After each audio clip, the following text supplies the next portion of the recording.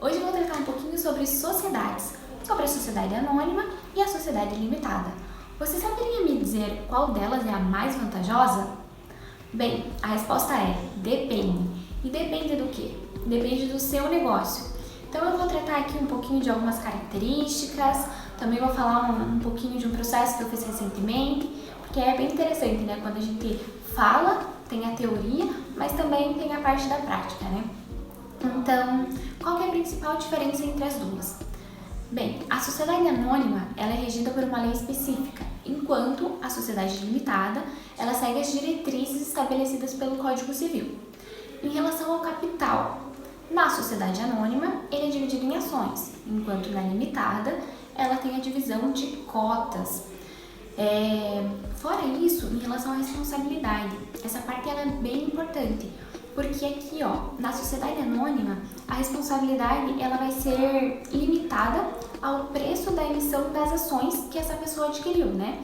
Já aqui na parte da sociedade limitada, a pessoa ela responde nos limites das cotas que ela tem na empresa, porém a responsabilidade é limitada e esse fator deve ser analisado com bastante cuidado.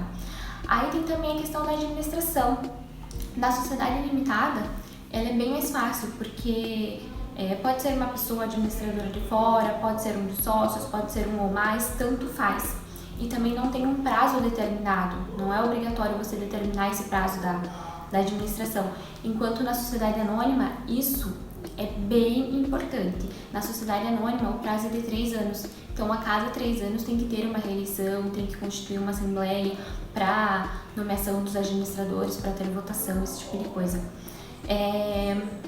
Eu vou falar também um pouquinho sobre a questão da publicação, que quando você tem uma sociedade anônima, todos os atos eles devem ser publicados. Por exemplo, dados financeiros, dados de assembleia, dados de alterações, então tudo isso deve ser publicado e isso exige o quê?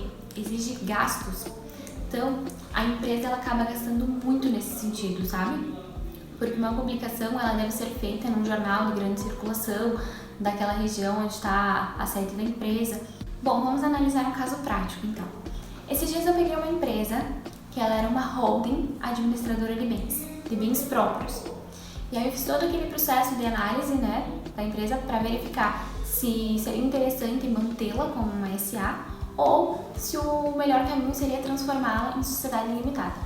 E partindo dessa análise, né, dos dados específicos daquela empresa, eu decidi que seria melhor torná-la limitada. E eu digo por quê. O primeiro fator que me levou a tomar essa decisão foi essa empresa, ela precisava divulgar uns dados financeiros que eram extremamente sigilosos. Então, sendo SA, ela não tinha opção de não fazer essa divulgação. Ela tinha que divulgar porque a lei das SAs prevê que tem que ser publicado a assembleia, os registros financeiros, enfim. E para a empresa não seria interessante, não naquele momento.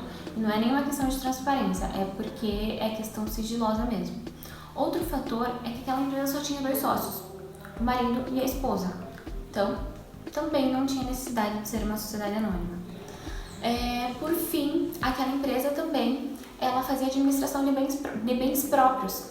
Então, qual que é a necessidade de se ter uma sociedade anônima, publicar tudo que você está fazendo, para ter custos ainda maiores, né? Porque essas publicações elas são caras, são para jornais de grande circulação da cidade, revistas, enfim. Sendo que você está fazendo a administração de um bem próprio, você está alugando um imóvel que você tem com a sua família. Então é bem importante analisar todos os pilares da empresa, todos os detalhes do seu negócio jurídico, porque dependendo daquilo que você escolhe, os gastos serão altos e não vai compensar. Talvez os gastos com publicações podem viabilizar o exercício da sua atividade. E eu falo ao contrário também. Talvez seria interessante para a sua empresa se tornar uma sociedade anônima porque você tem outros padrões.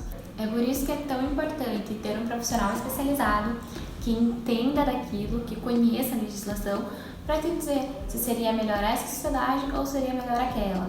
qual a legislação que vai se aplicar, qual é o modelo de tributação que melhor se aplica à sua empresa, porque assim você reduz custos e você viabiliza também o exercício da sua atividade. Muito obrigada!